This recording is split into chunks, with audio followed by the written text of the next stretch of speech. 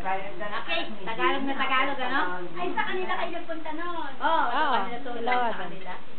Natulog ba kayo? Oo, Walang natulog. Kamali ako ng pagkatabi.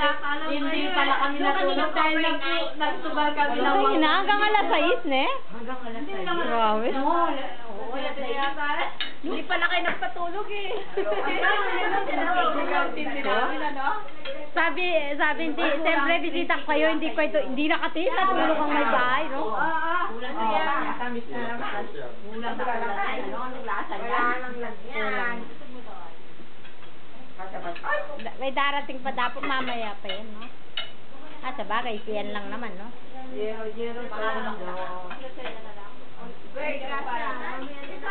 Dito na lang, Kenya. Yan lang. Sinalsal naman yan eh. Oo, doon. Sinalsal. Ano may sinalsal? Siyempre, paano eh? Gusto mo yun? Salsal. Bakit? Sinawanan niya yun? Ay, hindi. Sinalsal sa kapapaan dahil nilulupa. Maganda ba yun?